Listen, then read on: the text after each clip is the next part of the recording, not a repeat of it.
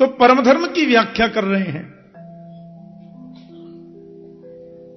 धर्म प्रोज्झित कैतवोत्र परमो निर्मत्सराणां सतां वैद्यं वास्तवमत्र वस्तु शिवदं तापत्रयोन्मूलनम्। श्रीमद्भागवते महामुनिकृते किं वा परैरीश्वरः सद्यो हृद्यवरुध्यते त्रिकृतिभिः शुश्रूषुभिः तत्क्षणात्। व्यास जी ने बड़े सुंदर भाव में कहा, भैया धर्म है सत्य और परम धर्म है कृष्ण की कथा। बोलो जय श्री कृष्ण। परम धर्म है गोविंद कथा। धर्म प्रोज्झित कैतवोत्र परमो, निष्कपटी जो ऋषि हैं, निष्कामी जो संत हैं, निर्लोभी जो महापुरुष हैं, उनके द्वारा जानने योग्य परम धर्म है कृष्ण कथा, भागवत कथा। किसी ने पूछ लिया, क्यों जी कथा है कैसी? बोले शिवदम, शिवम कल्याणम ददातीति शिवद।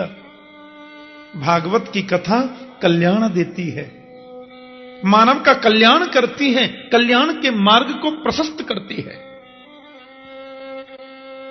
और कैसी है भागवत कथा? बोले तापत्रयोन्मूलनम, तीनों प्रकार के तापों का उन्मूलन करती है, तापों को नष्ट करती है। कैसा भी ताप क्यों न हो, संसार के जितने भी ताप हैं उन समस्त तापों से तो इसको नष्ट करती ही है, तापों का विनाश करती ही है, त्रिताप को भी मिटाती है। आध्यात्मिक ताप भी यदि है, आदि दैविक ताप भी यदि है, तो उनको भी नष्ट करती है आदि भौतिक के साथ में। एक और बात, अब आप ये बात बड़े ध्यान से सुनना। नियम से हम लोग कथा का श्रवण करें। अरे संसार के काम तो रोज होते रहते हैं, ठंडी क्या ओले भी पड़े, तो भी कथा तो नियम से होनी चाहिए, नियम से सुनना चाहिए।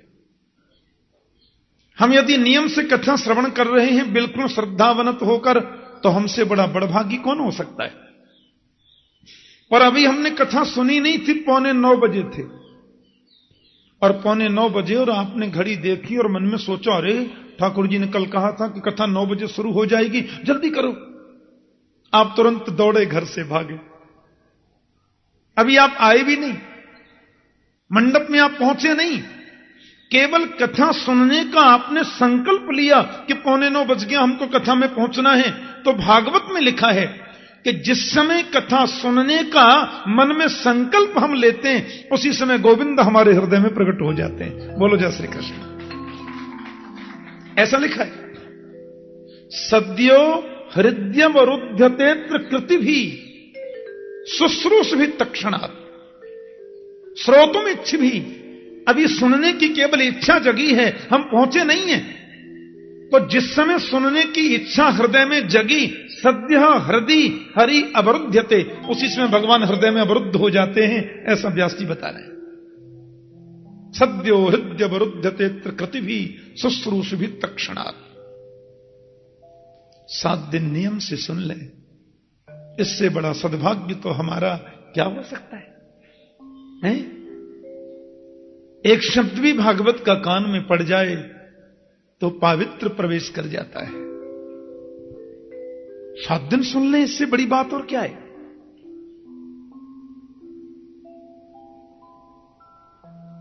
मेरे पास कनाडा से रात को फोन आया,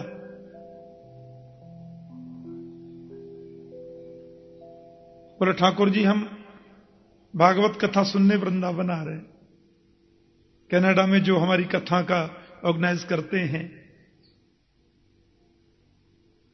तो रात्रि को फोन आया कि हम राधेश्याम आश्रम में आके ठहर गए और नियम से मां कात्यायनी के चरणों में बैठ के यहां कथा सुनेंगे। क्योंकि वो टीवी में हमारी कथाएं कई चैनलों पर चलती हैं ना। एक साधना चैनल है, उस पर सवेरे 7:15 बजे आ रहा है। उधर लंदन अमेरिका के कई चैनलों पे कथाएं चल रही हैं। तो उसमें नीचे एक लाइनिंग चलती रहती है, किस तारीख से किस तारीख तक कथा कहां है।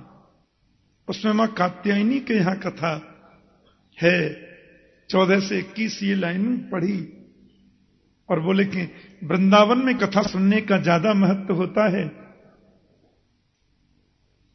तो वो कथा श्रवण करने के लिए पधारे। कहने का भाव क्या है? परमात्मा की कथा जितनी श्रद्धा से सुनो उतना वो सुख प्रदान करती है, उतनी ही कथा आनंद प्रदान करती है। तो सद्यो हृदय वरुद्ध तेत्र कृतभी शुश्रूष वित्तक्षणा, भगवान उसी समय हृदय में प्रविष्ट हो जाते हैं। किसी ने खड़े होकर पूछ लिया, महाराज जी भागवत का प्राकट्य कैसे हुआ? तो तीसरे मंत्र में बड़ी सुंदर बात कही कि निगम कल्प तरोर गलितम फलम सुखमुखात अमृत द्रव संयुतम पिबत भागवतम रसमालयम मुहुरहो रसिका भुवि भावुका। निगम कहते हैं वेद को, तो निगम कल्प तरोर गलितम फलम, निगम रूपी जो कल्प वृक्ष है, भगवान वेद रूपी कल्प वृक्ष, उसका पका हुआ फल ही श्रीमद् भागवत है। कहते हैं साहब ये वेद रूपी कल्प वृक्ष तो बहुत विशाल है, बहुत ऊंचा है, उसका ये फल हम सबके लिए सुलभ कैसे हो गया, हम सबको सुलभ कैसे बना? तो कहते हैं सुखमुखात अमृत द्रव संयुतम, भगवान सुखदेव का मुख लग जाने से ये फल हमारे लिए सुलभ हो गया। आपको मालूम है हमारे ब्रज में कहते हैं कि तोता जिस फल में मुंह लगा दे वो फल मीठा हो जाता है। मेरी दादी जी थी ना, उनका नाम था मिश्री देवी, और जैसा मीठा नाम, पहले ऐसे नाम होते थे मीठे मीठे, और जैसा मीठा नाम वैसा ही उनका मीठा स्वभाव। तो जब मैं छोटा था वृंदावन की परिक्रमा देने हम जाते दादी जी के साथ में, तो रास्ते में परिक्रमा अमरूद बेचते हैं लोग, अमरूद बेचते हैं, बेर बेचते हैं। तो मैं कहता अम्मा हम तो अमरूद लेंगे, तो दादी मुझे अमरूद दिलवाती वहां पे बगीचे में, और उससे बोलती भैया ऐसा अमरूद दीजो जामे तोता को मोह लगे होए। हमने कि तोता को छूटो काई को खामे? तो बोलते तू ना जाने तोता जामे मोह लगा दे वो फल मीठो है जाए। बोलो जय श्री कृष्ण। अब या तो आप ये समझिए कि तोता का मुख लग जाने से खट्टा भी मीठा हो जाता होगा, या ये समझिए कि तोता मुख लगाता ही उसमें है जो ऑलरेडी मीठा ही होता है। लेकिन तोते का मुख जिसमें लग जाए वो फल खट्टा नहीं होता, पक्की बात। ऐसा मेरी दादी बोलती थी। तो सुखदेव भगवान का मुख लग गया, सुख माने तोता, तो सुख मुखात सुखदेव स्वामी के मुख से ये हमको प्राप्त हुआ है। अरे महाराज बड़ी खुशी की बात है, बहुत बढ़िया वृक्ष बता दिया वेद भगवान, बहुत सुंदर उसका फल है गुरुजी, बहुत आनंद की बात है, पर अब ये और बता दो उसमें छोड़ क्या दें? व्यासी बोले क्या मतलब? अजी फल में तो गुठली होती है, छिलका होता है, कोई भी जानकार आदमी गुठली छिलका खाता ही नहीं। गुठली छिलका खाता है कोई? तो भागवत को आपने फल बता दिया, अब हम उस फल को खाने जा रहे हैं, तो ये बता दो इसमें गुठली क्या है, छिलका क्या है, उसको पहले ही निकाल के रख दें अलग। बोले नहीं नहीं ये बात तो कहना ही नहीं, इसमें गुठली होती ही नहीं, छिलका होता ही नहीं। तो महाराज जी बिना गुठली का छिलके ये फल कैसा? बोले अमृत द्रव संयुतम, इसमें तो अमृत भरा है, इस फल में तो केवल अमृतत्व भरा है, ये अमर बनाता है, अमृत इसमें भरा है। बोले महाराज जी वो अमृत कैसा है? अमृत का जरा रूप कैसा है? द्रवो मोक्ष, इसमें मोक्ष रूपी अमृत भरा है। अमृत द्रव संयुतम, इसमें अमृत है, द्रव माने मोक्ष से युक्त अमृत है। आहा, तो महाराज जी फिर हम लोग करें क्या? बोले पिबत भागवतम रसमालयम मुहुरहो रसिका भुवि भावुका। अरे भाई, इस भागवत रूपी रस को पियो। पिबत भागवतम आलयम मोक्ष पर्यंतम, इसको मुक्ति तक पियो। पीते ही चलो, पीते ही चलो। आहा, कब तक नहीं मिलेगी मुक्ति, ऐसा लिखा है।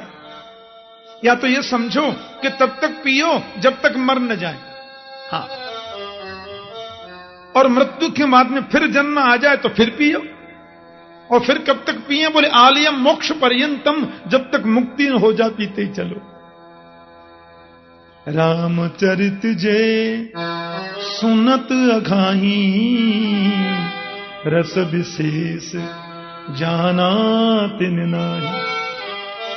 परमात्मा की कथा को सुनकर के जो ये बोलने लग जाए, बस बस बस बस बहुत सुन लिया, अब क्या सुनना, उसने कथा को समझा ही नहीं, कथा के तत्व को पहचाना नहीं। एक माता मेरे से कह रही थी, एक मैया ने पूछा था, ठाकुर जी इतनी भागवत करते हैं आप, 26-27 साल से कर रहे हैं, आपको कभी थकान नहीं होती? मैंने कहा माता, हृदय की बात कहूं तो मैं 10 दिन कथा नहीं करूं तो थक जाता हूं। बोलो जय श्री कृष्ण। मैं तो प्रभु से कितनी प्रार्थना करता हूं, हे गोविंद तुमने बहुत बड़ी कृपा की। पहली कृपा तो तुमने ये करी कि मुझे भारत में जन्म दिया। हम उस देश के वासी हैं जिस देश में गंगा बहती है। और दूसरी कृपा यह की कि मुझे ब्राह्मण कुल में जन्म दिया। तीसरी कृपा यह की कि मुझे ब्रजवासी परिवार में जन्म दिया। और चौथी कृपा यह करी कि बचपन से संतों की सन्निधि प्रदान की, संतों की गोद में खेलने का अवसर मिला। और पांचवी कृपा यह थी गोविंद कि तुमने अपनी कथा देने कहने की ही सेवा मुझे प्रदान कर दी। कोई टेंशन ही नहीं है, न फैक्ट्री का टेंशन, न नौकरी का टेंशन, न परिवार का टेंशन, न कोई व्यावहारिक टेंशन। केवल एक ही बात, आज कथा ऐसी करी है, कल इसको ऐसे सजा के करूंगा। अब ऐसी करी है, कल इसमें और सुंदर संतों के भाव कहूंगा। इसके अलावा दूसरा कोई विचार आने का टाइम ही नहीं रहता। बोलो जय श्री कृष्ण। बताओ, मुझसे बड़ा सुखी, मुझसे बड़ा प्रसन्न आत्मा संसार में कोई दूसरा हो सकता है? बोलो जय श्री कृष्ण। कितने गोविंद की कृपा है, कोई चिंता ही नहीं।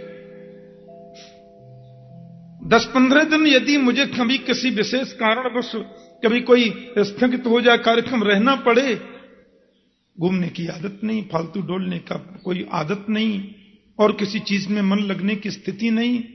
संतों को सुनना, महापुरुषों को सुनना और उनकी वाणी को दुनिया को सुनाना, वितरित करना, और कोई काम ही नहीं मिला। हाँ, कितनी बड़ी कृपा है गोविंद की हमारे ऊपर। तो कथा कहते में भी अघाना नहीं चाहिए और सुनने में भी कभी नहीं अघाना चाहिए। काहे का अघाना? कथा जिन कानों से नहीं सुनी, वो कान तो चूहे के बिल के गड्ढे के समान है। हम बहुत बड़े पुण्यात्मा हैं, मां के चरणों में, मां की गोद में बैठकर गोपियों के द्वारा सेवित मां की सन्निधि में बैठकर हम, अब इससे बड़ा प्रमाण और क्या होगा कि गोपियों को जिस मां की कृपा से परब्रह्म गोविंद मिल गया, उसके चरणों में बैठकर हम उनकी लीलाओं का अनुगान श्रवण करेंगे तो कभी तो उसको दया आएगी। और एक बार भी उसकी नजर पड़ गई तो जीवन धन्य है। आइए हम लोग प्रसंग पर चले। पवित्र नैमिषारण्य की भूमि, 88,000 ऋषि लोग बैठे हुए हैं। उन ऋषियों की मंडली के मध्य में आदरणीय सूत जी महाराज पधारे। महात्म्य का किंचित प्रसंग सुनकर के ऋषियों को आनंद मिला था और सूत जी महाराज बड़े गदगद हो रहे थे। अब उन समस्त ऋषियों ने अपने मन में एक विचार किया। आप जरा विचार करके देखो कितना सुरम्य वातावरण रहा होगा। चारों तरफ वृक्षावली, वृक्षों के नीचे तपस्वी ऋषि जन बैठे हैं। व्यास मंच पर युवावस्थापन्न महात्मा सूत जी जो वेद व्यास के शिष्य हैं वो विराजमान हैं। अपने नित्य कर्म आदि से निवृत्त होकर के ऋषि लोग एकदम शांत भाव से बैठे हैं और सूत जी से कहने लगे, आपको अच्छा लगे तो हमारा कुछ पूछने का मन था, क्योंकि शास्त्र कहते हैं बिना पूछे किसी को मत बताओ, और यदि कोई अन्याय से पूछता है तो भी मत बताओ। अन्याय से पूछना भी तो बताना नहीं चाहिए ना। जिससे हम सुनते हैं उसके प्रति पहले श्रद्धा व्यक्त करो तो बातें तुम्हारे हृदय में उतरेंगी और में उतर जाएंगी। प्यार से बोलो जय श्री कृष्ण। अब 88,000 लोग यदि एक साथ प्रश्न कर लें, जोर जोर से बोलें तो हल्ला बहुत हो जाएगा ना। इसलिए उन सभी ऋषियों ने अपनी तरफ से एक संत को आगे बिठाया और बोले, आप हमारी तरफ से प्रश्न करो। सूत जी बोले, मैं कुछ भी नहीं जानता और मुझे कोई ज्ञान नहीं है। मैंने कल कहा था ना, ज्ञानी तो वही श्रेष्ठ है जो अपने को ज्ञानी कभी समझता ही नहीं। भक्त वही ऊंचा है जो अपने को सबसे निकृष्ट मानता है। भगवान गोस्वामी तुलसीदास जी ने भारतीय समाज का जो कल्याण किया है वो कोई कर सकता है? ऐसा दिव्य रामचरित्र हमको प्रदान किया, लेकिन नाम क्या लिखा? तुलसी दास। आदरणीय सूरदास जी महाराज जो कवियों के सूर्य हैं, सूर सूर तुलसी शशि, नाम लिखा सूरदास। कुंभन दास, रवि दास, रे दास, कबीर दास। उनके नाम से ही कितनी उनकी विनम्रता झलकती है। भक्त वही श्रेष्ठ है जो अपने को छोटा माने। सूर्य कहते हैं, मैं तो बिल्कुल कुछ नहीं जानता, फिर भी आप लोग मुझे इस योग्य मानते हैं, तो जो मैंने गुरुजनों से जाना है उसको आपके सन्मुख वितरित कर दूंगा, उसमें मेरा जाता क्या है? ऋषि बोले, नहीं नहीं, हम लोगों ने 6 प्रश्नों को चुन करके रखा है साहब, और बड़ी आशा, बड़ी जिज्ञासा और बड़ी प्रीति से आपसे पूछना चाहते हैं। हाँ हाँ, क्या प्रश्न है बोलिए। बोले साहब, पहला प्रश्न हमारा ये है, पुंसाम एकांततः श्रेयः स्तन्नः संशितुमर्हसि। ध्यान से सुनना। मानव के कल्याण मार्ग का धर्म क्या है? क्या डुबकी लगाने से, परिक्रमा देने से मुक्ति होती है? पेड़ पर उल्टे लटक कर तपश्चर्या करने से मोक्ष मिलेगा? 30 दिन के महीना में 7 व्रत करने से मुक्ति मिलती है? मुक्ति का मार्ग क्या है? मुक्ति का धर्म पथ क्या है? आप कृपया स्पष्ट करें। प्यार से बोलो जय श्री कृष्ण। दूसरा प्रश्न, कभी कभी मंदिर में दर्शन करने जाते हैं तो मन कुछ भ्रमित सा हो जाता है। शास्त्रों में लिखा है, एक मंदिर के गर्भगृह में ज्यादा प्रतिमाएं नहीं होनी चाहिए, क्योंकि प्रतिमाओं की स्थापना ज्यादा करेंगे तो जिनको शास्त्र में गहरी पैठ नहीं है, शास्त्र अध्ययन जिनका अच्छी रूप से हुआ नहीं है, उनका मन भ्रमित हो सकता है। मन में कभी कभी भ्रम पैदा हो सकता है, कई बार हो जाता है। एक माता जल्दी में थी बेचारी, बगल में कोई मंदिर था तो दर्शन करने गई। 1 लोटा हैंडपंप का पानी ले गई, 50 ग्राम चनौरी ले गई। माताएं हमारी बड़ी श्रद्धा से पूजा करती हैं ऐसे। अब मंदिर में तो क्या है, आजकल होड़ लग जाती है, शिव दरबार हमारी तरफ से, तो राम दरबार हमारी तरफ से, तो गोविंद दरबार हमारी तरफ से, वैष्णो दरबार हमारी तरफ से, संतोषी का दरबार हमारी तरफ से। और लोग तो दरबार बिठाते हैं तो नीचे नाम भी लिख देते हैं, मूर्ति में ही नीचे लिख देते हैं, ताकि लोग मूर्ति को बाद में देखें, हमारा नाम पहले पढ़ लें। और माता बेचारी जल्दी में थी, दर्शन करने गई तो थोड़ा जल दुर्गा जी के चरणों में चढ़ाया, माता को चनोरी चढ़ा दी। थोड़ा जल संतोषी मैया को चढ़ाया, थोड़ा भोग उधर भी धर दिया।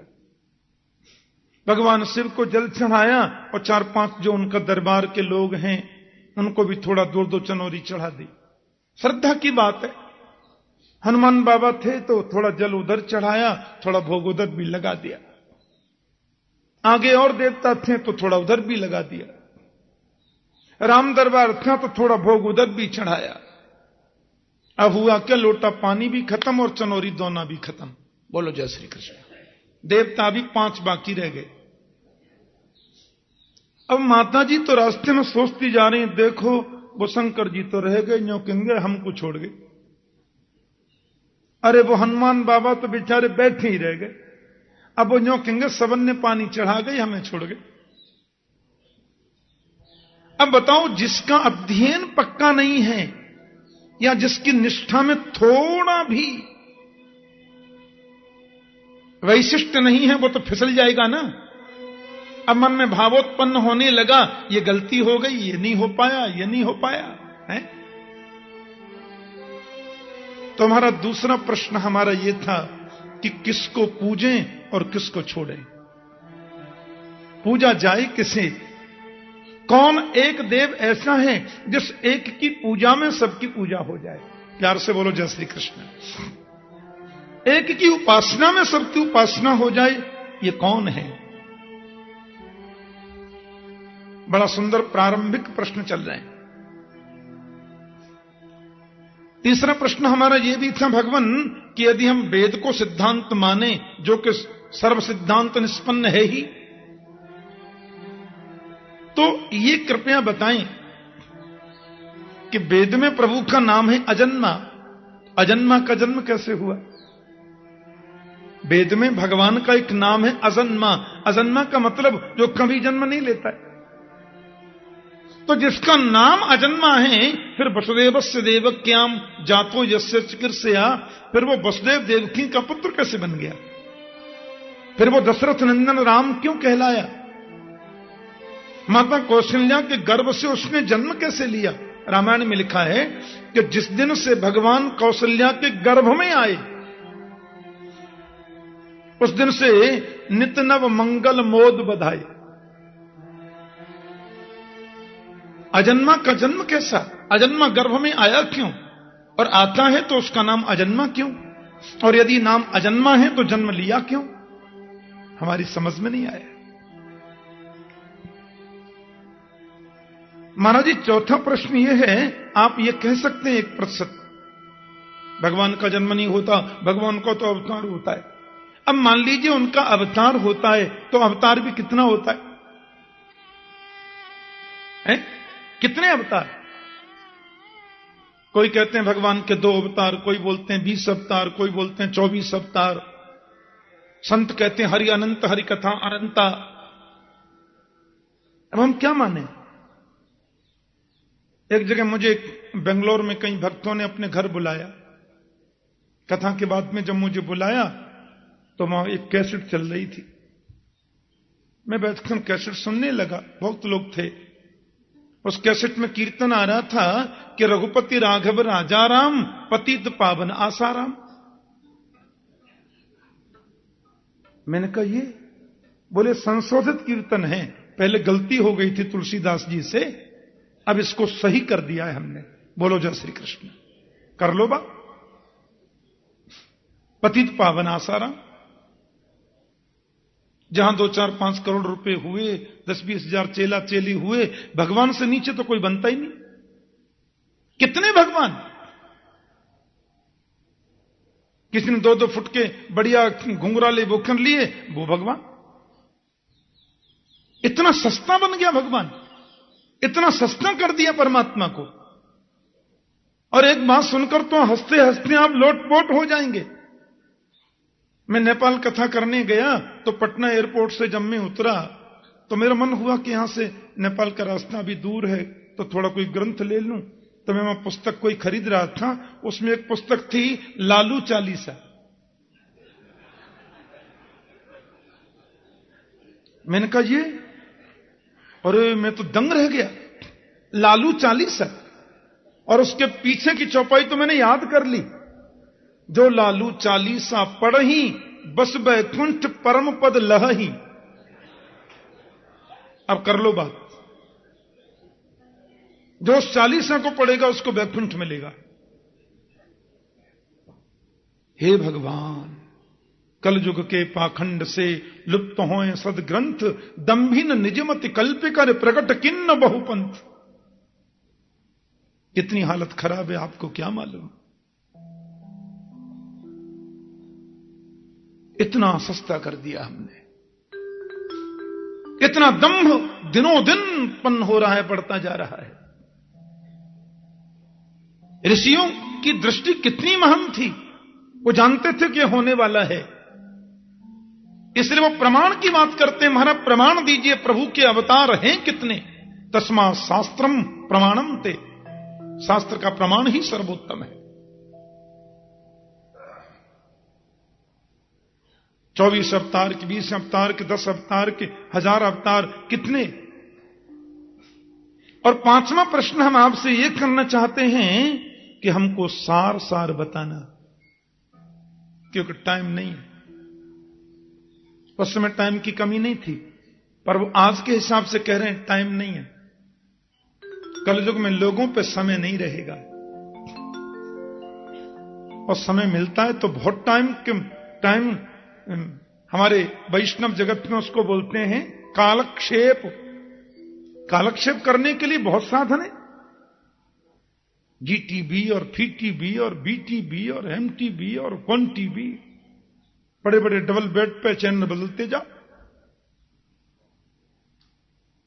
इसलिए महाराज अतः साधोत्रयत सारम समुद्धृत्य मनीषया, शास्त्रों का जो सार है वो आप मुझसे कहना, वो आप हमसे कहिए, क्योंकि आगे लोगों पर समय नहीं रहेगा। इसने गागर में सागर भरना गुरु जी।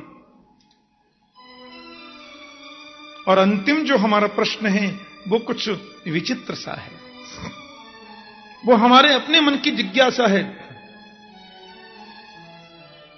बहुत सुंदर बात पूछी। ब्रूहि योगेश्वरी कृष्णे, ब्रूहि योगेश्वरी कृष्णे, ब्रह्मण्ये धर्मवर्मणि, स्वाम काष्ठाम अधुनोपेते, धर्मः कम शरणंगत।